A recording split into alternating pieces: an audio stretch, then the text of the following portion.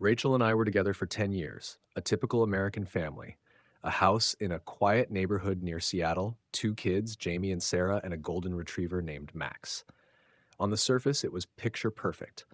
I worked as a manager at a construction company.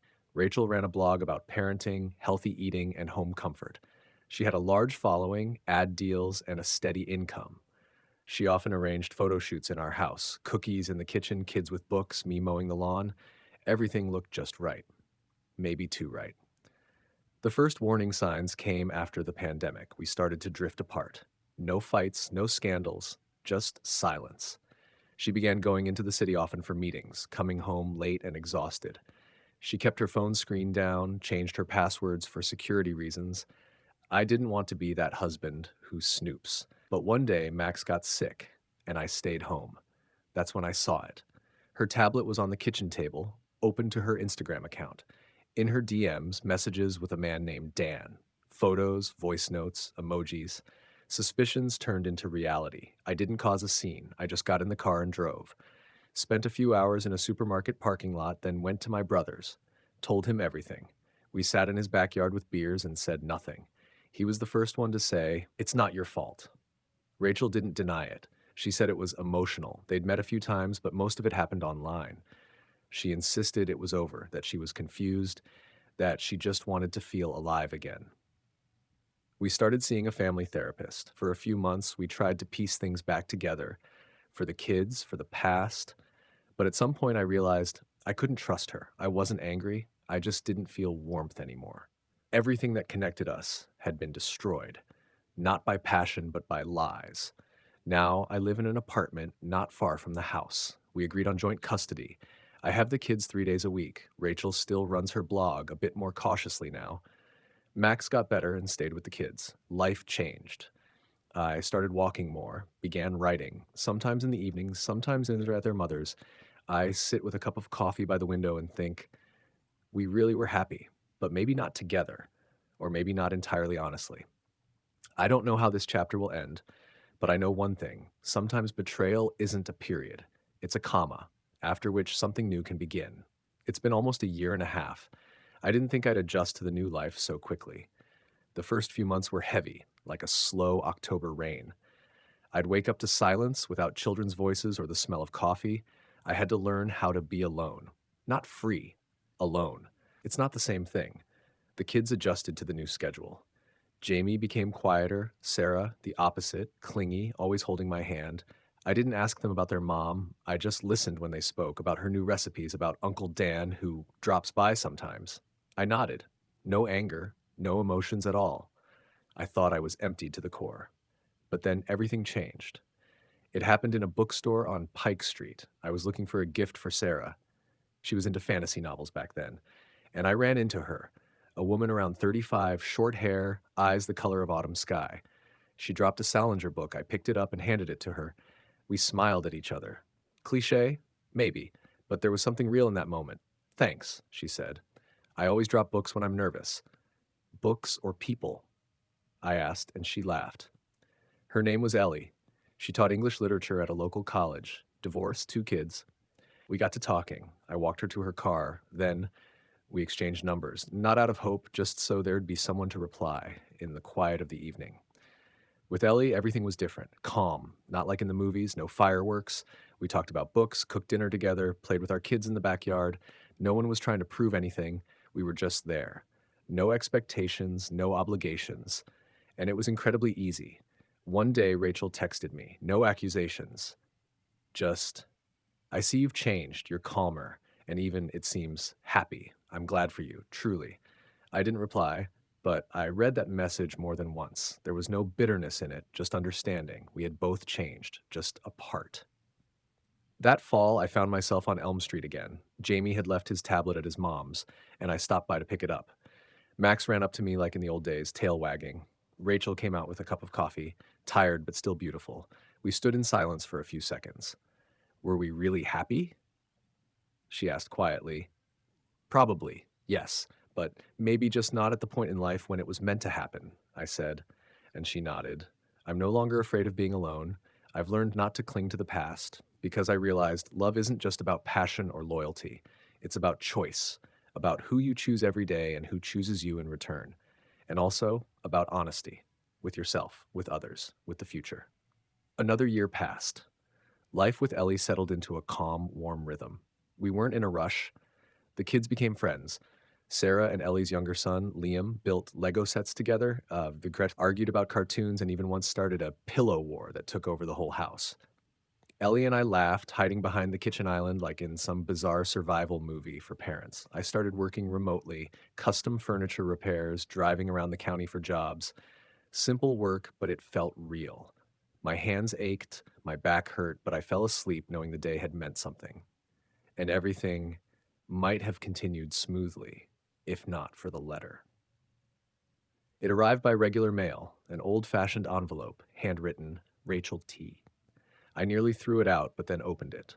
Inside, a few pages in familiar handwriting. You were right. I left long before I admitted it to myself. And maybe my biggest sin wasn't that I cheated, but that I did it in silence. I missed warmth, attention, conversation, but I never said a word, just let it build up, and then ran toward the first warmth that would listen. I'm not asking for forgiveness. You don't owe me that. But I wanted you to know you were a good husband and a good father. I was just a bad wife. I read it and didn't feel anger or relief, just sadness, like for something that had died quietly, without a goodbye. Ellie found me on the porch with the letter in my hands. She didn't say anything, just sat next to me. And that was enough. In spring, we went to the mountains with the kids, tents, thermoses. We lit campfires, sang to the guitar. Sarah learned to roast marshmallows and Liam to catch fireflies. On the third night, when the kids were asleep and the forest murmured around us, Ellie said, I'm scared. Scared that one day you'll disappear too. I took her hand. I've already disappeared once, and I found out there's nothing out there in the void. Here, there's you, and that's enough for me. She smiled. Not dramatically, just smiled. And I realized trust isn't when you're not afraid. It's when you choose to stay, despite the fear. That fall, I proposed to her. No rings, no fireworks. We were standing in the kitchen, kneading cookie dough, and I simply said, let's try this officially. You, me, our kids, together. She laughed through her tears and said, are you sure you want to live with a woman who's always dropping books? Only that kind. A few months passed after that evening in the kitchen when Ellie said yes. We didn't have a big wedding. Just went to the courthouse, signed the papers, and took the kids to the park for ice cream. That day, everything felt beautifully simple. I realized happiness doesn't shout, it just is. You don't need to prove it to anyone, not even to yourself. But happiness, like peace, is fragile, especially when ghosts from the past knock on your door. It happened on a Sunday. I had just finished fixing the gate when I saw a car parked by the house, a black SUV with Illinois plates. My heart sank. The silhouette by the hood was too familiar. Dan, he hadn't aged much, but looked like a man who hadn't slept well in years. I was in an old jacket, gloves dusty, but he still said, you look good, Mike. I didn't answer. I was looking for Rachel, but heard she moved and somehow ended up finding you. I wanted to talk. You already said everything, Dan. Back then. In my living room. He nodded. Silently, but didn't leave. I thought you and Rachel would never split. You know how it is. Someone new barges in and you think it's temporary, just a spark, but then you realize you're the one trapped. Not by love, by guilt. He paused. I listened, not out of sympathy, but curiosity. She left me too, said she couldn't be with someone who once betrayed a friend. I didn't know what to say because she was right. Why are you here, Dan? He looked me straight in the eyes. Because I want to apologize, not for her, for myself. I was weak, rotten.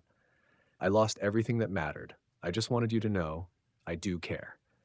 I looked at him like a stranger who once lived in my life. Now, just a shadow. I nodded. Apology accepted, but there's nothing left between us. No war, no friendship. He nodded in return and left. I stood on the porch for a long time until the wind cooled my skin. Then I went inside. Ellie was doing the dishes, and Sarah and Liam were laughing in the living room. Who was it? She asked without turning around. Just someone who came to say goodbye. She understood everything without another word. A couple of weeks later, we went to the lake as a family. We rented a cabin, grilled corn, went fishing, and listened to the frogs croaking under the moonlight. And one night, sitting by the fire, I said, I'm still learning how to trust. First, you, then myself, then this life. Ellie rested her head on my shoulder, and I'm learning not to be afraid of happiness. That's when I realized no past, not even the most painful one, defines your future.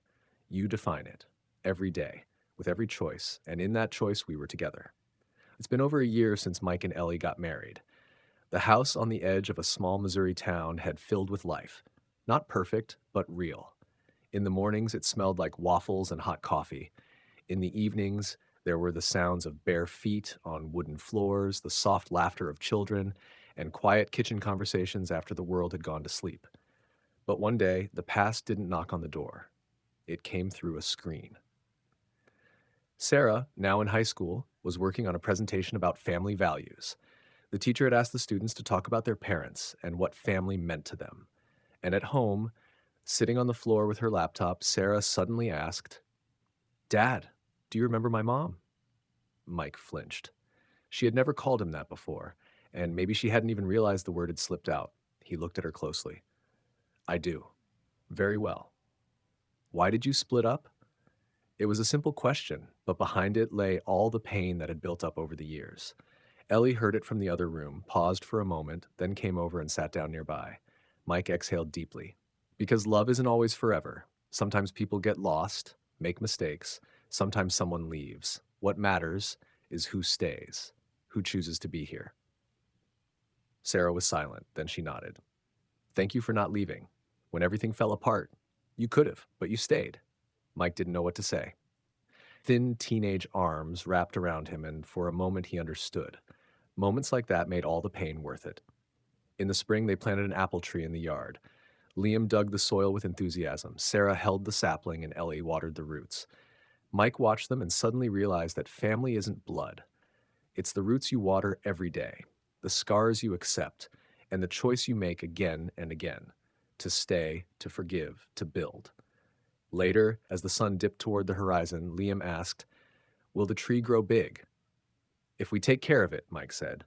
"Very big, and it'll bear fruit." "Will we still live here when it grows up?" Mike smiled. "I hope so. Or maybe you'll build your own house nearby and plant your own tree." Liam nodded like a grown-up, and in that moment, Mike understood the most important things had already happened. Everything else was just the continuation. It was mid-autumn.